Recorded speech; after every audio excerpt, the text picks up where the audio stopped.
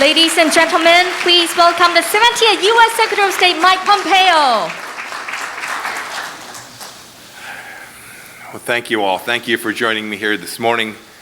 Dr. Lai, thank you for that tremendous introduction. It is great to be with you all. And I want to thank, first, President Tsai Ing-wen for her government's gracious hospitality during my time here, and also acknowledge her steadfast leadership. She continues to be the leader that is crucial at this important moment in history. I want to thank, too, the incredible welcome I've received from the Taiwanese people who have created this amazing miracle of an island, this democracy. And I want to thank another group. I want to thank the handful of protesters at my hotel yesterday, too. More seriously, they remind us that democracies are rambunctious, that ideas can be exchanged, and it reminded me of home. So it was great to see. You know, I've spoken about Taiwan a great deal in the past, especially during the 1,000 days that I had as America's 70th Secretary of State. And yet this is the first time I've had the privilege of visiting your great and free nation. I am thrilled to be here and to experience your distinct, unmistakably free culture and society. Now, I know some of you have been asked, I look a little bit thinner than when you've seen me on TV. Don't think for a second that's going to stop me from enjoying all the great Taiwanese food. I've been recommended the noodle soup and the pineapple cakes. Last year, your ambassador in the US dropped off some dried pineapple from Taiwan. It was a big hit at the Pompeo house. And everyone's asked me how I lose the weight. I can't tell you all the secrets, but know that I enjoyed Taiwanese fruit and Australian wine along the way.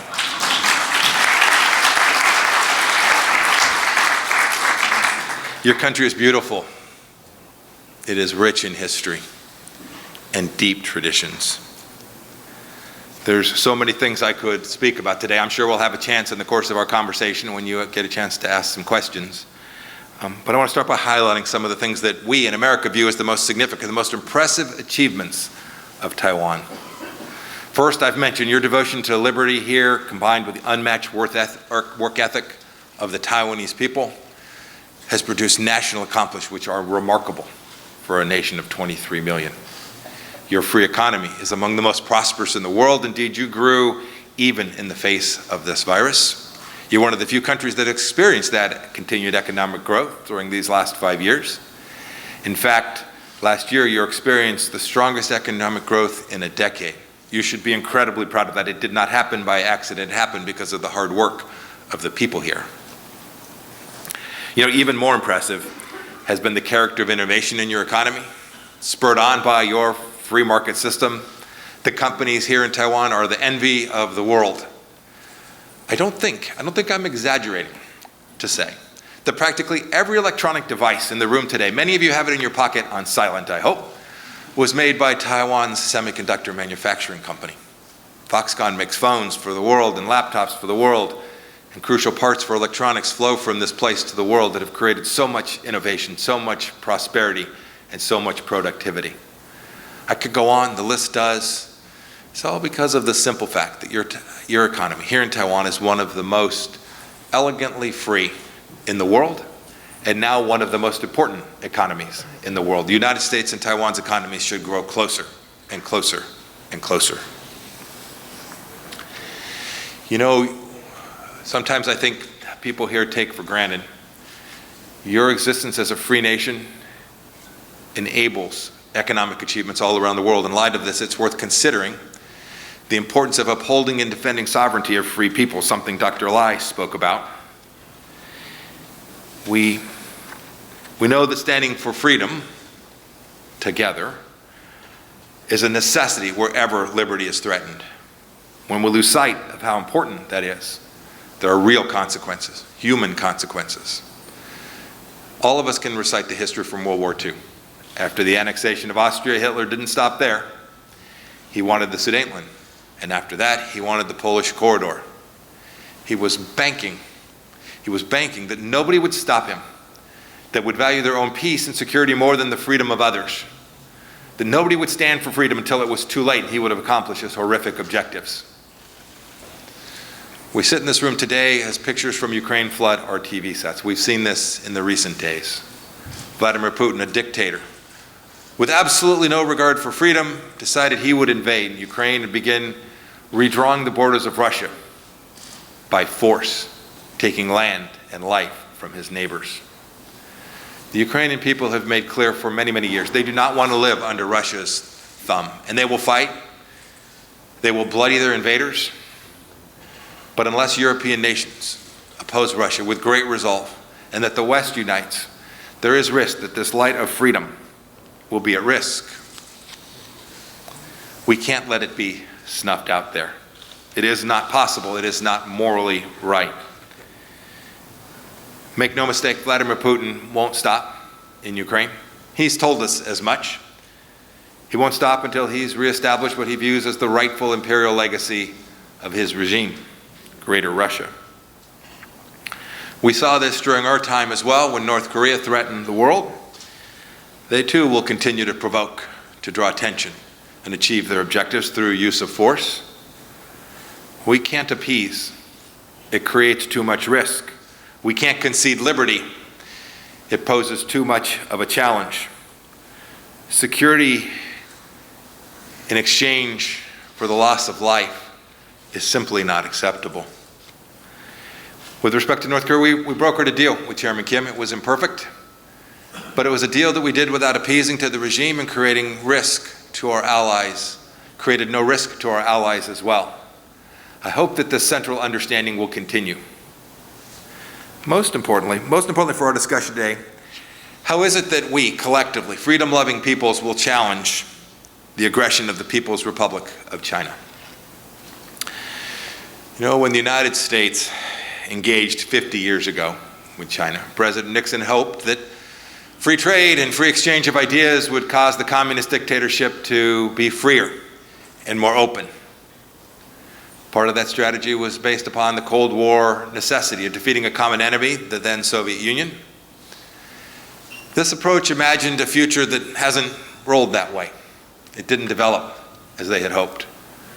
Reflecting on his opening to China, President Nixon said that America's engagement policy with that communist dictatorship, quote, may have been something that, quote, created a Frankenstein, end of quote. Yet, despite President Nixon's honest and accurate acknowledgement of the failure of a long-term American policy, the policy of engagement, few in Washington proved willing to challenge the threat from the Chinese Communist Party and to reverse direction. I was blessed. I worked for President Trump, who allowed me to reverse that course, to for the first time honestly and transparently challenge the central underpinnings of how the West and democracy can succeed.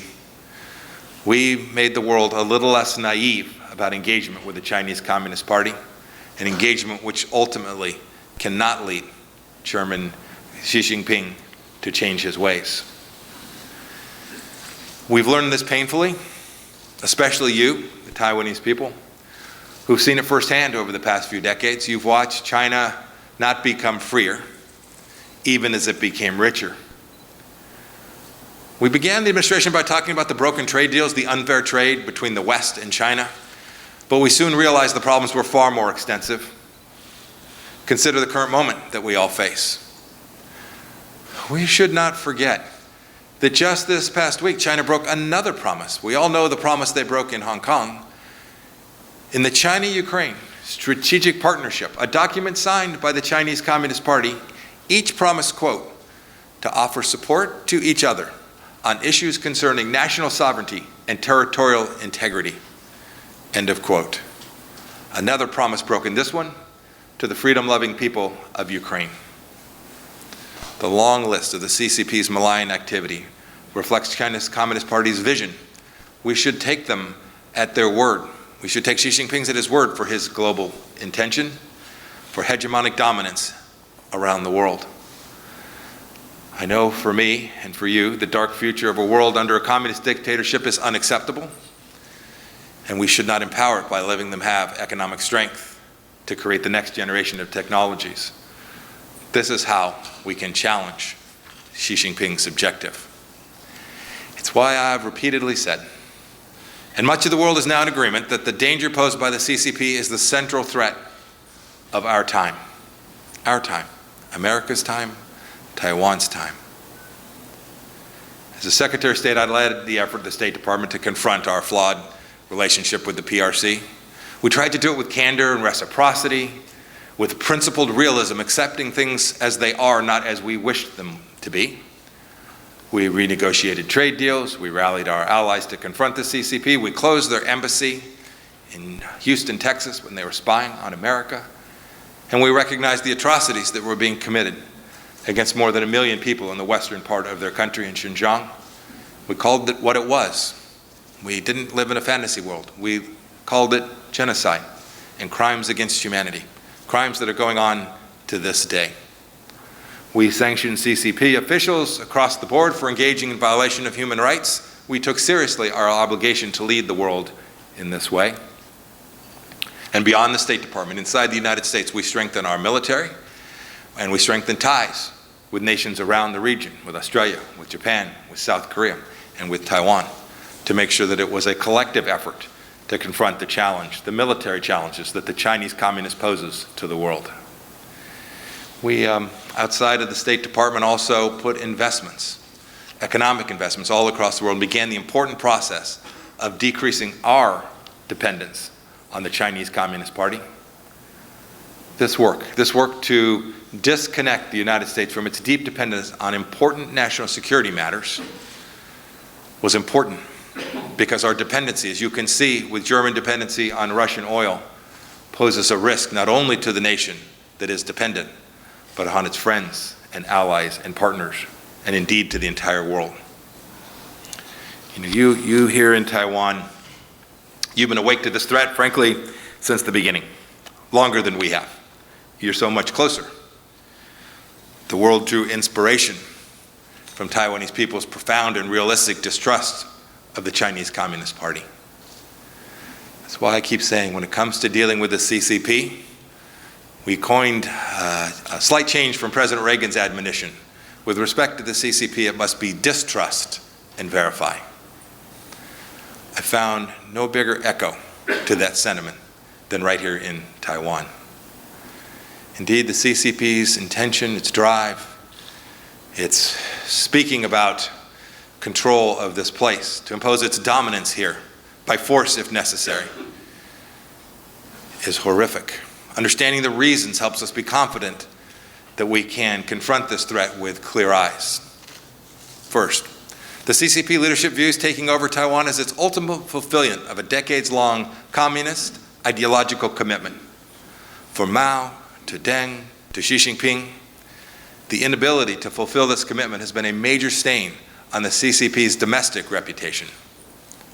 Under Xi, the CCP's ideological hubris has reached new heights.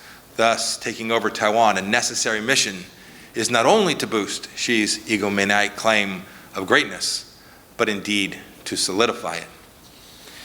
It is clear to me, and I think clear to many of us now, that the PRC believes that it is stronger than the West, that America is in decline. We saw this when Yang Jiechi gave an arrogant tirade against the United States in Anchorage during their very first meeting with the Biden administration. This arrogance, this belief that the West is weak, makes Xi dangerous. The very belief that the PRC could prevail in a confrontation, diplomatic, economic, military confrontation, puts our allies and friends at risk and makes the conflict that much greater. And because America is the most decisive backer of Taiwan's freedom, taking over Taiwan would change the global balance of power in the most fundamental ways, decidedly in the CCP's favor. Second, China's saber rattling against Taiwan comes from fear and paranoia. As I said, Taiwan is a living example of the success of freedom and democracy of the Chinese people. So long as this example exists, it severely undermines the credibility and authority of the CCP, especially with the Chinese people who are under their thumb. One of the singular, most momentous events in my tenure as Secretary of State was to witness the painful death of Hong Kong's freedom and autonomy. Their brutally successful takeover of Hong Kong last year boosted Xi's hubris It made him feel more powerful. I am convinced he won't be satisfied stopping at Hong Kong. He talks about Taiwan as an integral part of the one country, two systems scheme championed by his nation. Making good on those ambitions is central to Xi, making his power and maintaining his grip on the Chinese people. I mentioned the consequences we face not standing up. The same is true here. After Hong Kong, Xi will desire to grow ever more. After Taiwan, he'll want the South China Sea, then the Senkakus, and so on, as he expands his hegemonic efforts. If we don't confront authoritarians who have no regard for freedom and independence, then they will draw us into conflict. And that conflict is one that will be far greater than it would have been were we to act sooner.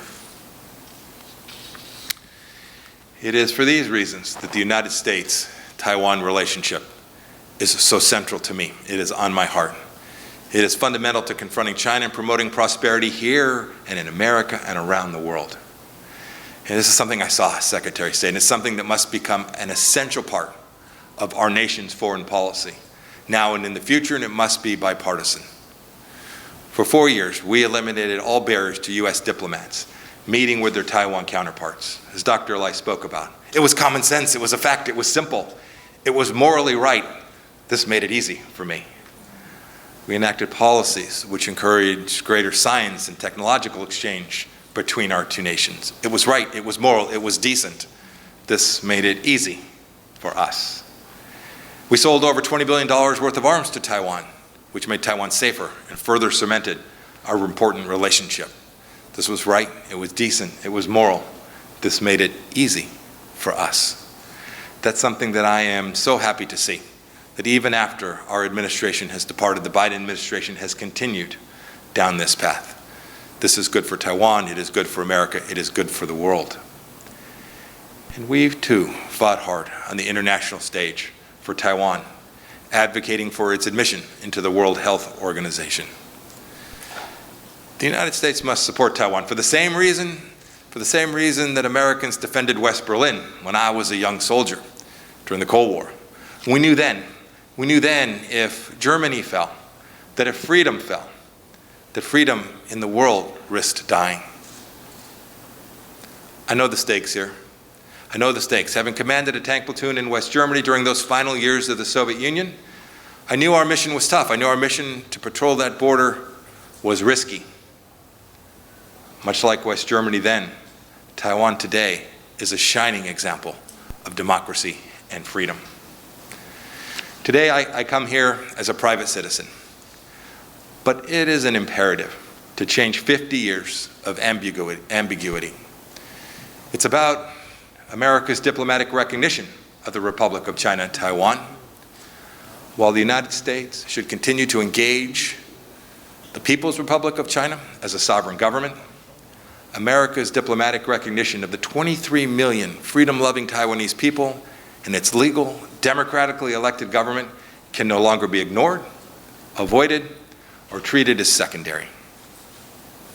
It is my view that the United States government should immediately take necessary and long overdue steps to do the right and obvious thing, that is to offer the Republic of China Taiwan America's diplomatic recognition as a free and sovereign country.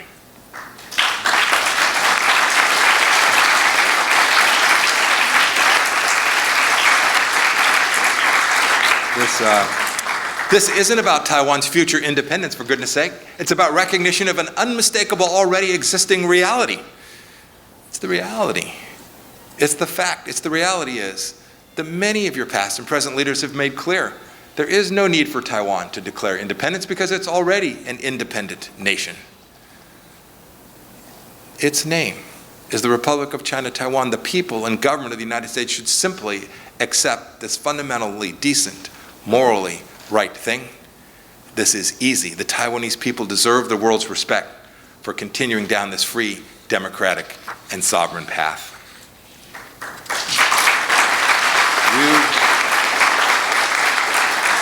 You are the most vibrant democracy in all of Asia and are at the forefront of today's fight between freedom and tyranny. We should support that.